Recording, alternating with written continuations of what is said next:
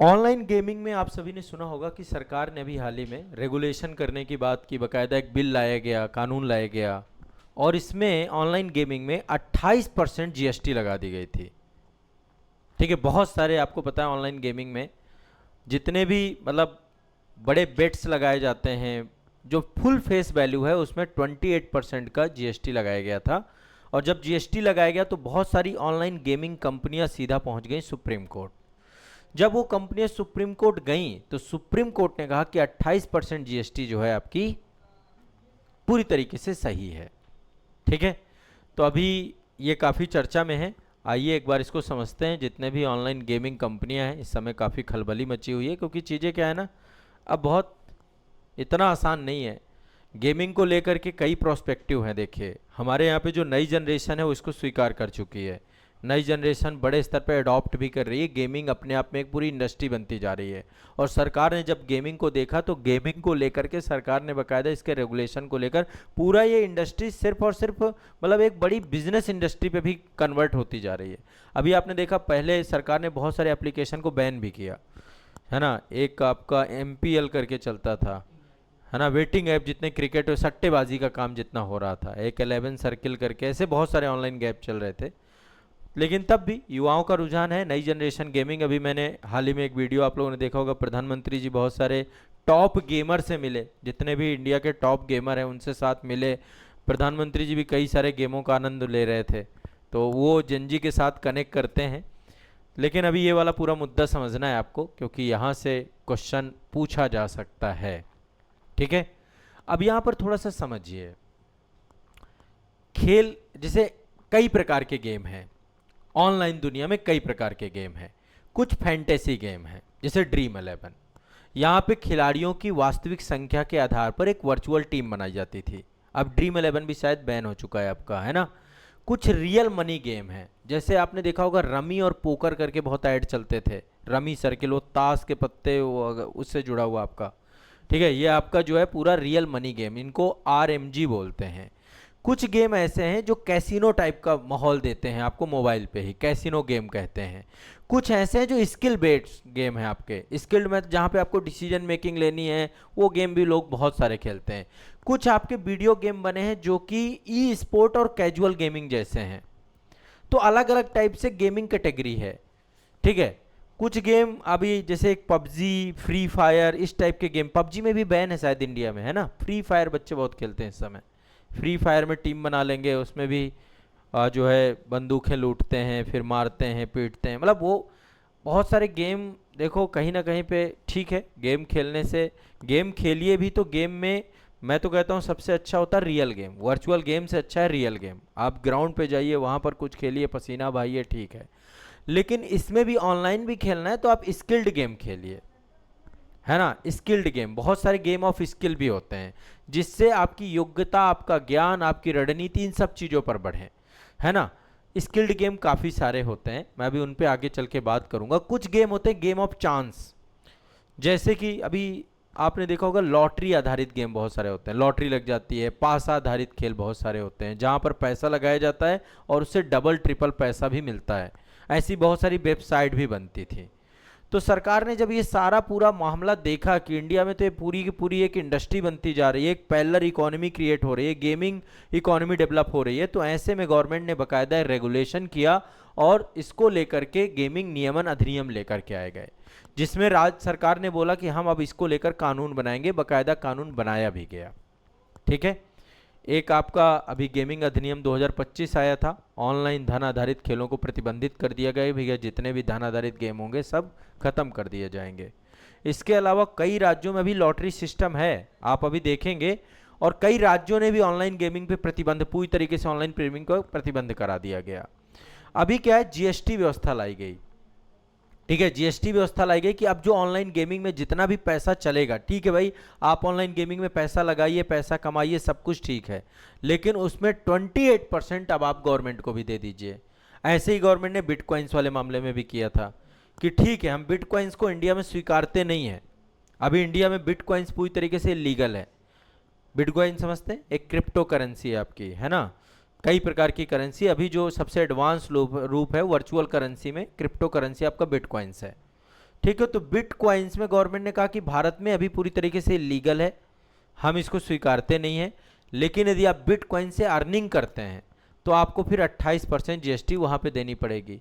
ऐसी online gaming Bharat में पूरी तरीके से अभी प्रतिबंधित है। कई सारे राज्यों ने प्रतिबंध लगा रखा है, गवर्नमेंट ने भी कई सारे एप्लीकेशन प्लेटफॉर्म पे प्रतिबंध लगा रखा है, लेकिन यदि वहाँ पर कोई पैसे का माध्यम अर्निंग कुछ भी होती है, कोई भी गेम इस तरीके का काम करता है, तो आपको 28% जीएसटी देनी पड़ेगी।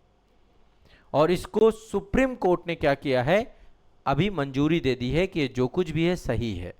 ऑनलाइन सट्टेबाजी जुआ पर प्रतिबंध लगाने का राज्य के जितने भी कानून स्टेट गवर्नमेंट ने माने वो भी सही है, और गेमिंग उद्योग पर जो है गवर्नमेंट जो है, अब जब ये काम हुआ है तो इससे पूरी तरीके से गेमिंग इंडस्ट्री हिल गई है। बहुत सारे गेम, एक तो महंगे हो जाएंगी चीज़ें, और दूसरा लेकिन देखो ये भी एक लत की तरह है। मुझे लगता है गेमिंग इतनी बुरी लत है, जैसे हम बच्चों को, जो बच्चे गेमिंग इंडस्ट्री से जुड़ गए वो भी अपने आप को हटा नहीं पा रहे हैं यहाँ से, क्योंकि एक वर्चुअल दुनिया में चले जाते हैं। मैंने आज तक मतलब पहले हम खेलते थे गेम ऑनलाइन भी एक वो आता था आपका, एक बोर्ड आता था, उसमें कैसेट्स आती थी बहुत सारी, उसमें बहुत सारे गेम होते थे। इसमें सबसे बड़ा समस्या है ना हम्म। कि पेरेंट्स को पता ही नहीं रहा है और लड़के उसी चक्कर में खेत तक बेच डाल रहे अरे हैं। ऐसे हमारे जहाँ हम कॉलोनी में रहते थे हाँ हाँ हाँ, वहाँ आस पास ऐसे कई मामले आए। जहाँ पे बच्चों ने पूरा गिरवी रख दिया है, कागज दे दिए, खेत वेत सब दे गिर। दे दिया, पेरेंट्स को पता ही नहीं, वाह। और उसके अलावा भी पैसा ले लिया है। और जब वो सब मांगने जब आए और जब मतलब कि हाथापाई सब हो गया तब गए पेरेंट्स को पता चल रहा है कि कि हमारे खेत वेत बेच डाले। बहुत मामले लोग मतलब इसमें कर्ज में जा रहे हैं, कर्ज के मामले बन रहे हैं। हाँ ये चीज़ें, लोग इनफैक्ट बहुत सारे गेम ऐसे हैं जिनसे सुसाइड भी कर रहे हैं, है ना। एक ब्लू व्हेल करके एक समय एक चलता था गेम, उसमें लोग, उसमें टास्क इस तरीके से थे, बाद में गवर्नमेंट ने कहा तो रेगुलेट करने की ज़रूरत तो थी, और फाइनली रेगुलेशन आया भी है। बाकी गवर्नमेंट ने कहा है कि यदि कहीं पे अर्निंग वाला मामला बनेगा तो 28% जीएसटी भी दे दीजिएगा। तो अल्टीमेट ये बात तो सही है, और बहुत सारे लोगों का जीवन तबाह हुआ है इससे भी। देखो मेरा मानना है अभी ये उम्र है पढ़ने की, ये जो उम्र में गेम वेम चलता है ना चस्का, अब ये सब गड़बड़ कहाँ से हो रही है पता है, ये पूरी गड़बड़ है एजुकेशन सिस्टम से। यदि शुरू से आपको आपके लाइफ के चरण बताए जाएं, किस स्टेप में, कौन से चरण पे आपको क्या करना पड़ेगा, क्या जिम्मेदारियां आएंगी, यदि इन सब चीज़ों को लेकर के बहुत सिस्टमेटिक और व्यवस्थित आपके जीवन में डिस्कशन होने चालू हो जाएं, तो आप समझ लीजिए कि क्या लगता है आपको, हैं, यदि ये डिस्कशन होने चालू हो जाएं शुरू से, यदि आपको बताया जाने लग जाए कि लाइफ में ये समय आएगा और इस समय को इस तरीके से डील करना है, तो लाइफ आसान हो सकती थी, थोड़ा जल्दी सीरियस हो सकते थे। अभी क्या है, ये उम्र में बच्चे को पता ही नहीं चलता, उसको लगता है यही दुनिया है, यही सब कुछ है। जब जीवन में जिम्मेदारियों का टाइम आता है, 25 साल से ऊपर का जीवन जाता है, 25 साल 30 साल के बाद ज़्यादातर फिर समझ में आता है कि हमने अपना गोल्डन टाइम पीरियड कहाँ बर्बाद कर दिया।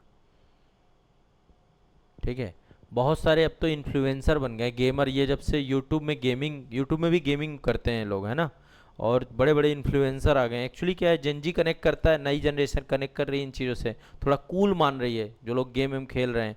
और इसमें बड़ा अजीब, जो मैं एक बार मैं एक लाइव देख रहा था, उस लाइव में गालियाँ चल रही थी बिल्कुल विधिवत, गाली गलौज, बहुत सारे ऐसे शब्द जिनका हम जनरली उपयोग नहीं करते हैं। तो कहीं ना कहीं पे, और वो बच्चा सीख रहा है, वहाँ से सीख के आ रहा है। सबसे ज़्यादा तो एग्रेसिवनेस जो है वो हाँ बहुत बढ़ रहा एग्रेसिव होते जा रहे हैं। आप कोई भी चीज़ में, आप छोटे, आप कभी अपने परिवार में आपके छोटे भाई बहन हो ना, आप उन्हें कोई चीज़ समझाइए तो वो जल्दी समझने को तैयार नहीं हो रहे हैं, है। इतनी क्योंकि घटनाएं ऐसे हो गई कि रोकने पे अब खुद को गोली मार लिए थे। हाँ ये भी होता है, खुद को भी गोली मार देते हैं, परिवार वालों को भी मार देते हैं, हिंसक होते जा रहे हैं। तो कई सारे डिमेरिट हैं इसको लेकर के, इसलिए रेगुलेट होना बहुत ज़रूरी है। और मैं तो कह रहा हूँ एनसीईआरटी ने इतना सब कुछ बना डाला है, एक आपका लाइफ मैनेजमेंट पे भी एनसीईआरटी को बुक देनी चाहिए और उसको सिलेबस का हिस्सा बना देना चाहिए।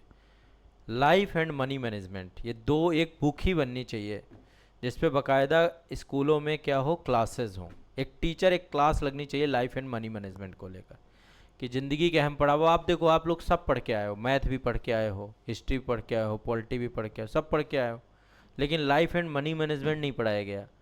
कैसे रिश्तों को संभालना है, कैसे आपके जीवन में कब कब कौन कौन से रिश्ते प्लस होंगे माइनस होंगे, है ना।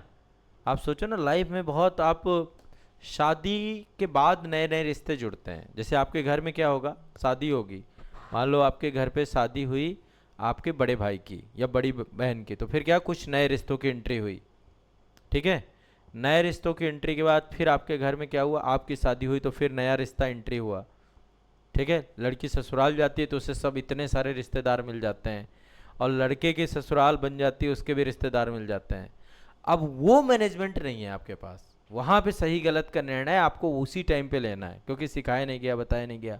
फिर जब आपकी शादी के बाद बच्चे होते हैं फिर नई चीज़ें आ जाती हैं, उस टाइम पे आप हैंडल नहीं कर पाते, उस टाइम का बिहेवियर है, मतलब बहुत बड़ा गैप क्रिएट हो गया इन चीज़ों से। यानी जीवन में जो कुछ भी चल रहा है वो सब कुछ की कभी आपको कोई क्लास कोई समझ कुछ दी नहीं गई, उसके कारण से आप भी ट्रैप हो गए। अब आप अपने हिसाब से निर्णय डिसीजन लेते हो। आप इस बात समझिए ना, ये एक बहुत बड़ा मतलब यदि ऐसा कोई चल जाए कि हर उम्र हर अवस्था को आपको बचपन से पढ़ाया जाने लग जाए बच्चों को, या भी जो आने वाले समय में आने वाली पीढ़ी है, नेक्स्ट जनरेशन है, यदि इसको बचपन से ऐसी एजुकेशन दे कि स्टेप बाय स्टेप आपके साथ क्या घटेगा, तो मुझे लगता है कि फिर एक अवेयरनेस बढ़ जाएगी। क्यों होना चाहिए कि नहीं होना चाहिए, ये स्कूल से ही पॉसिबल है। जब ग्राउंड लेवल पे क्या होगा कि डेली एक क्लास चलेगी ना लाइफ एंड मनी मैनेजमेंट की, अल्टीमेट लास्ट में आके खड़े हो जाते हैं पैसे में हम, क्योंकि सब कुछ टिका हुआ है अर्थव्यवस्था पे, वो गड़बड़ाता है वहाँ पे दिमाग फिर वहाँ पे सनकता है। वो मैनेजमेंट शुरू से चालू हो जाए। आप बताओ, जीवन के 25 साल तक हम मनी मैनेजमेंट समझ ही नहीं पाते कि पैसे को कैसे हमें लेके चलना है। नहीं, यदि हमें समझाया जाए तो 25 साल में हम तब भी एक बैकअप तो क्रिएट कर सकते हैं। यदि सही जगह 10-10 मतलब थोड़ा थोड़ा पैसा भी हमारा निवेश होना चालू हो जाए तो हम एक मैनेजमेंट नहीं बना सकते, बहुत शानदार मैनेजमेंट डेवलप हो सकता है हमारा। नहीं हो सकता, हो सकता है। बस वही सारी बातें हैं, वही सारी चीज़ें हैं। ठीक है, चलिए।